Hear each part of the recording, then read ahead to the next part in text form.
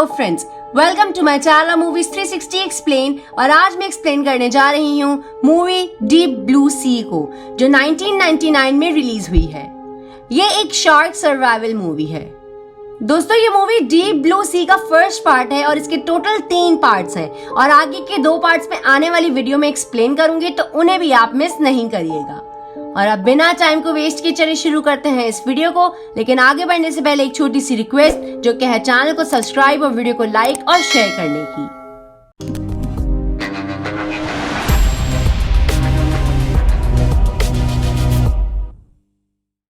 Movie start होती है और हम डॉक्टर स्यूजन को देखते हैं, जो काइमेरा फार्मास्यूटिकल्स नाम की एक कंपनी के लिए काम करती है और वो अल्जाइमर को खत्म करने के लिए एक रिसर्च पर काम कर रही होती है।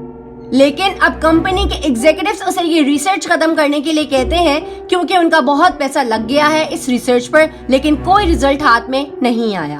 तो डॉक्टर स्यूजन उनसे 2 दिन का टाइम मांगती हैं और कहती हैं कि 2 दिन में आपको रिजल्ट मिल जाएगा।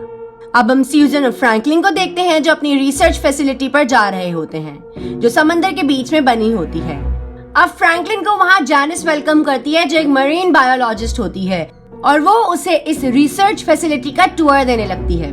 वहीं फ्रैंकलिन कार्टर को एक पूल में शार्क के साथ देखता है, जो वहीं रखी शार्क्स का ख्याल रखता है, और फ्रैंकलिन उसे देखकर काफी इम्प्रेस्ड होता है। अब जैनिस उसे बताती है कि वो नॉर्मल शार्क्स हैं जिन पर हम एक्सपेरिमेंट कर रहे हैं, वो 3 मैको शार्क्स हैं, जो साइज में उनसे काफी बड़ी हैं और उन्हें अलग रखा गया है। अब वहीं हम टावर ऑपरेटर ब्रेंडा को देखते हैं, जो वीकेंड पर घर जाने वाले क्रू के लिए एक सॉन्ग प्ले करती है, और जैनिस बताती है कि हर वीकेंड पर कुछ लोग अपने घर जाते हैं और कुछ लोग यहीं काम करते हैं। कार्टर अब टॉम से मिलता है, जो इन शार्क्स के लिए बनाए गए फेंसिंग का इंजीनियर था। वहीं जैनिस फ्रैंकलिन को रिसर्च फैसिलिटी के बारे में बताती है कि यहाँ अंडरग्राउंड 3 लेवल्स हैं। लेवल 1 पर क्रू मेंबर्स रहते हैं, लेवल 2 लैब और वर्कशॉप्स हैं, और लेवल 3 पर एक पूरी एयरलॉक फैसिलिटी बनाई गई है, जहां हम उन शार्क्स पर एक्सपेरिमेंट करते हैं। और अब हमें पता चलता है कि डॉक्टर स्यूजन अल्जाइमर के खात्मे पर जिस रिसर्च पर काम कर रही थी, वो शार्क के दिमाग पर एक्सपेरिमेंट करके उसके प्रोटीन में था, क्योंकि शार्क बुढ़ी भी हो जाती हैं, तब भी उनकी ना आईसाइट वीक होती है और ना उन्हें कोई बीमारी होती है। और इसी पर एक और डॉक्टर जिम विटलॉक काम कर रहे थे। अब लेवल 1 पर किचन में हम एक कुक ब्रीच को देखते हैं, जो बाकियों के लिए डिनर तैयार कर रहा होता है। अब रात में फीडिंग टाइम के वक्त कार्टर देखता है कि एक्सपेरिमेंट वाली 2 शार्क्स अपना खाना छोड़कर एक छोटी शार्क पर अटैक करके उसे खाने लगती हैं। कार्टर ये बात फौरन सीजन को बताता है और कहता है कि हमें कुछ टाइम और वेट करना चाहिए, लेकिन सीजन उसकी कोई बात नहीं सुनती और कहती है कि अगर हमने कल टेस्ट नहीं करा तो हमें ये रिसर्च फैसिलिटी बंद करनी पड़ेगी, इसीलिए हमारे पास कोई ऑप्शन नहीं है। अब नेक्स्ट डे ब्रेंडा देखती है कि आज मौसम खराब रहेगा और तूफान आने के भी चांसेस हैं। अब शाम होते ही वो लोग लेवल 3 पर टेस्ट की तैयारी करने लगते हैं और कार्टर टनल से होता हुआ एक शार्क को बेहोश करके लैब में ले आता है, और वो शार्क काफी बड़ी थी। अब डॉक्टर जिम उस शार्क का स्कैन लेते हैं और जब सब कुछ सही होता है, तब स्यूजन उस शार्क के दिमाग से 2 सीसी प्रोटीन एक्सट्रैक्ट करती है। फिर वो एक अल्जाइमर पेशेंट के ब्रेन न्यूरॉन्स पर उस प्रोटीन के कुछ ड्रॉप्स डालते हैं, जिससे बस 6 सेकंड के अंदर ही वो प्रोटीन उस अल्जाइमर को खत्म कर देता है, यानी कि उनकी रिसर्च कामयाब हो जाती है। अब जिम उस शार्क को देख ही रहा होता है कि तभी वो शार्क होश में आ जाती है और वो जिम का हाथ खा जाती है, और उसका बिहेवियर बहुत घुसीला होता है। अब जिम का काफी खून बह चुका था। ये देखकर कार्टर एक गन से उसे शूट करने जाता है, लेकिन स्यूजन उसे ऐसा नहीं करने देती और उस शार्क को रिलीज कर देती है। अब ब्रेंडा कॉल करके इमरजेंसी हेल्प मांगती है और उनकी हेल्प करने एक हेलीकॉप्टर आ जाता है, और वो लोग जिम को लेकर ऊपर आ जाते हैं, जहां तूफान की वजह से हेलीपैड डूब चुका था। इसीलिए वो हेलीकॉप्टर एक रस्सी से जिम के स्ट्रेचर को ऊपर ले जाने लगता है और बाकी लोग तूफान से बचने के लिए वापस अंदर आ जाते हैं। अब अचानक ही हेलीकॉप्टर की रस्सी में कोई गड़बड़ हो जाती है और वो लूज हो जाती है, जिससे जिम स्ट्रेचर के साथ ही पानी में चला जाता है और स्ट्रेचर को एक शार्क पकड़ लेती है और उसे खींचने लगती है, जिससे हेलीकॉप्टर अपना कंट्रोल खो देता है और वो सीधा कंट्रोल टावर से टकराता है, जिससे वहां बहुत बड़ा धमाका होता है और उस धमाके से ब्रेंडा भी मारी जाती है। और ये धमाका इतना बड़ा होता है कि हर लेवल को ये हिला देता है और ऊपर उनके रखे हुए प्लेन और बोट्स भी उसमें तबाह हो जाती हैं। अब नीचे ये लोग देखते हैं कि शार्क अपने मुंह में जिम का स्ट्रेचर पकड़कर शीशे पर मार देती है, जिससे शीशे पर दरार आना शुरू हो जाती है और वो टूटने लगता है। और उसके टूटते ही वहाँ पानी भरने लगता है, लेकिन बाकी लोग किसी तरह वहाँ से बचकर निकल जाते हैं और वो पूरी लैब पानी में डूब जाती है। अब ये लोग लेवल 2 पर जाने के लिए स्टेयर्स की तरफ जाते हैं, लेकिन वो भी पानी से डूब चुकी थी और एलिवेटर भी काम नहीं कर रहा था, इसीलिए उनके पास ऊपर जाने का कोई रास्ता नहीं होता। अब लेवल 1 पर प्रीत चेक करने के लिए जाता है कि ये सब हो क्या रहा है कि तभी वहाँ भी पानी भरने लगता है और कुछ ही देर में लेवल 1 भी आधा डूब जाता है और हम देखते हैं एक शार्क लेवल 1 में घुस आती है। अब नीचे ये लोग रास्ता ढूंढने लगते हैं कि तभी देखते हैं कि एक शार्क एक स्टील के डोर को तोड़कर अंदर आना चाह रही थी और कुछ ही देर में वो डोर को तोड़ देती है और वहाँ पानी भरने लगता है, लेकिन ये लोग एक सेफ जगह पर आ जाते हैं। अब फ्रैंकलिन को समझ नहीं आ रहा होता है कि ये शार्क ऐसे कैसे कर सकती है और ना ही कार्टर को इसके बारे में पता होता है, तो फ्रैंकलिन स्यूजन को सब सच बताने का कहता है और यहाँ स्यूजन रिवील करती है कि शार्क का दिमाग इतना बड़ा नहीं होता, इसीलिए उससे ज्यादा प्रोटीन निकालना मुश्किल था। तो उसने और डॉक्टर जिम ने इलीगली तौर पर जेनेटिक इंजीनियरिंग से उनके दिमाग का साइज बड़ा किया ताकि वो ज्यादा प्रोटीन ले सके, लेकिन उसके साइड इफेक्ट्स की वजह से ये शार्क ज्यादा स्मार्ट और इंटेलिजेंट बन गई है। अब लेवल 1 पर प्रीच देखता है कि एक शार्क उसके पीछे आ रही होती है, तो वो फौरन वहां से भागने लगता है और किचन में छुप जाता है और एक एक्स उठाकर शेल्फ पर चढ़ जाता है और शार्क भी अब किचन में एंटर हो चुकी थी। अब वहाँ प्रीच को अपना पैरट दिखाई देता है, तो वो उसे अपनी तरफ बुलाता है, लेकिन तभी शार्क पैरट की आवाज से उस पर अटैक करके उसे खा जाती है और ये देखकर प्रीच डर जाता है और शेल्फ के साथ नीचे गिर जाता है। अब शार्क उसकी तरफ बढ़ने लगती है और प्रीच के करीब ओवन होता है, तो वो उसमें घुस जाता है। अब शार्क उसे खाने के लिए ओवन तोड़ने लगती है, जिसकी वजह से उसकी गैस ऑन हो जाती है और प्रीच बचने के लिए एग से ऊपर का हिस्सा तोड़कर बाहर निकल आता है और वहां से कूदकर दूर चला जाता है। फिर वो अपने पास रखे लाइटर को जलाकर ओवन के पास फेंकता है, जिससे वहां एक ब्लास्ट होता है और उससे शार्क के छींतरे उड़ जाते हैं। अब नीचे वो लोग आगे बढ़ते हैं और सबमरीन वाले रूम की तरफ आते हैं, लेकिन वहां पहुंचकर वो देखते हैं कि ब्लास्ट की वजह से सबमरीन टूट चुकी है और वो उसका इस्तेमाल नहीं कर सकते। अब वो सब लोग डाइविंग सूट पहन लेते हैं ताकि ठंड से बच सकें। अब टॉम उन्हें बताता है कि हम मेंटेनेंस लैडर के जरिए ऊपर जा सकते हैं, लेकिन मसला ये है कि ये जगह एयरलॉक्ड है। अगर हम इसे खोलेंगे तो एयर के वहां जाने से पूल के पानी का लेवल बढ़ना शुरू हो जाएगा, लेकिन सीजन उसे ऐसे करने से रोकने लगती है क्योंकि पानी के बढ़ने की वजह से शार्क भी यहाँ आ सकती है।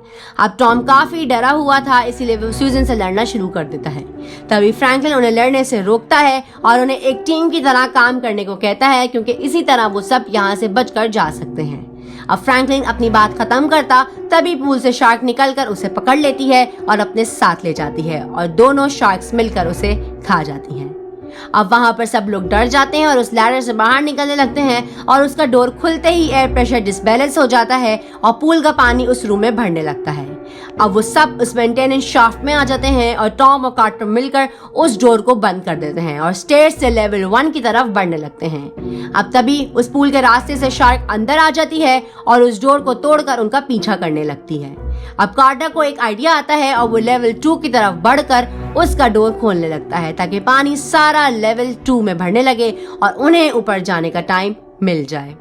अब वो ऊपर जा ही रहे होते हैं कि लैडर टूटकर शाफ्ट में अटक जाती है, जिसकी वजह से जैनिस पानी में गिर जाती है। अब कार्टर उसकी हेल्प करने की कोशिश करता है, लेकिन शार्क उसे तब तक पकड़ चुकी थी और वो उसे पानी में ले जाकर खा जाती है और कार्टर, सीजन और टॉम ये देखकर दुखी हो जाते हैं। अब वो लोग बीच में ही फंस चुके थे क्योंकि लेवल 1 का डोर उनकी पहुंच से दूर था, पर तभी उस डोर से प्रीच आ जाता है और पानी भरने से पहले उन्हें वहां से निकाल लेता है। अब टॉम कहता है कि हम स्टेयर से सरफेस पर जा सकते हैं, लेकिन प्रीच उन्हें बताता है कि वो जगह पहले ही डूब चुकी है। तभी कार्टर बताता है कि हम सरफेस से 60 फीट नीचे हैं। अगर हम इमरजेंसी पंप जनरेटर को ऑन कर देते हैं तो स्टेयर्स का पानी बाहर ड्रेन हो जाएगा। इसीलिए कार्टर और टॉम उसी इमरजेंसी शाफ्ट से होकर लेवल 2 पर आ जाते हैं और वहां से होकर दोनों लेवल 3 पर आते हैं जो पूरी पानी में डूब चुकी थी। अब टॉम पंप जनरेटर को ऑन करता ही है कि तभी उसके पीछे शार्क आ जाती है और उसे पकड़कर उसके टुकड़े करके खा जाती है। ये देखकर कार्टर डर जाता है और वो वापस पानी के रास्ते से जाने के बजाय एक दूसरे एयरलॉक रूम में चला जाता है शार्क से बचने के लिए। वहीं हम सूजन को देखते हैं जो प्रीत से कहती है कि उसे अपने रूम से रिसर्च का डेटा लेने जाना है। अब सीजन देखती है कि वो जगह आधी डूब चुकी थी और वो वहां से होती हुई अपने रूम में आती है जहां उसे डेटा मिल जाता है, लेकिन तभी उसकी तरफ एक शार्क बढ़ने लगती है और उस पर हमला करने लगती है। अब उससे बचने के लिए सूजन एक शेल्फ पर चढ़ जाती है और इस चक्कर में उसका डेटा पानी में ही गिर जाता है और शार्क भी वहीं होती है। अब शार्क उस पर अटैक करने के लिए बढ़ने लगती है, तो उसे मारने के लिए सीजन एक इलेक्ट्रिक केबल को निकालती है और उसे शार्क के मुंह में फेंक देती है, जिससे शार्क को एक जबरदस्त इलेक्ट्रिक शॉक लगता है और वो मारी जाती है। लेकिन शॉक की वजह से उसका डेटा भी जल जाता है। अब कार्टर दूसरे रास्ते से होकर लेवल 1 तक पहुंच जाता है और प्रीच उसे अकेले देखकर समझ जाता है कि टॉम भी नहीं बचा। फिर कार्टर प्रीच के साथ सीजन के पास पहुंच जाता है। अब कार्टर उन्हें एक डीकम्प्रेशन चैम्बर में लाता है और एक्सटिंग्विशर्स को वो वेस्ट से बांध देता है ताकि शार्क उससे डिस्ट्रैक्ट हो सके। फिर वो चैम्बर को पानी से भर देता है और लॉक खोलकर वो बाहर निकलते हैं और एक्सटिंग्विशर्स को ऑन कर देते हैं और ऊपर की तरफ जाने लगते हैं और शार्क इससे डिस्ट्रैक्ट भी हो जाती है। अब वो तीनों जैसे ही सरफेस पर पहुंचते हैं तो प्रीच का पाँव शार्क पकड़ लेती है और उसे अपने साथ ले जाने लगती है। अब प्रीच हार नहीं मानता और अपने लॉकेट से उस पर वार करने लगता है और उसी में उसका लॉकेट उसकी आंख में लग जाता है और शार्क उसे छोड़ देती है। अब जैसे ही कार्टर उसे सरफेस पर देखता है वो उसके पास फौरन जाकर उसे सेफ जगह ले आता है और सीजन फौरन उसे फर्स्ट एड देती है। अब वो पूरी रिसर्च फैसिलिटी डूबने लगी थी और कार्टर समझ जाता है कि शार्क्स ऐसा क्यों कर रही है। पानी के अंदर का केस टाइटेनियम का बना हुआ है लेकिन ऊपर का स्टील है और वो फैसिलिटी को पानी में डुबाकर ऊपर के स्टील को तोड़ के यहाँ से बाहर निकलना चाह रही है। और सूजन भी अपनी गलती समझ जाती है और वो शार्क को मारने का कहती है। अब वो देखते हैं कि शार्क स्टील को तोड़ने लगती है तो कार्टर एक हार्पून गन और बैटरी लाता है और हार्पून में डायनामाइट पाउडर भर देता है और सीजन से कहता है कि वो जैसे ही शार्क को शूट करे वो ये एंड बैटरी से कनेक्ट कर दे जिससे ब्लास्ट होकर शार्क मारी जाएगी। अब कार्टर उसे शूट करने के लिए उसके करीब जाने लगता है लेकिन शार्क बहुत दूर होती है इसीलिए वो शूट नहीं कर सकता था और शार्क केज को तकरीबन तोड़ चुकी थी। तो सीजन उसे करीब लाने के लिए खुद बेट बन जाती है और एक शार्प टुकड़े से अपना हाथ काटकर पानी में कूद जाती है। अब ब्लड की स्मेल से शार्क उसकी तरफ अट्रैक्ट होने लगती है और उसकी तरफ बढ़ने लगती है और सीजन के बचाने के लिए कार्टर भी बढ़ता है। अब सीजन पानी से बाहर निकलने के लिए स्टेयर पकड़ती है लेकिन वो टूट जाती है और शार्क उस पर अटैक कर देती है और उसके टुकड़े करके उसे खा जाती है।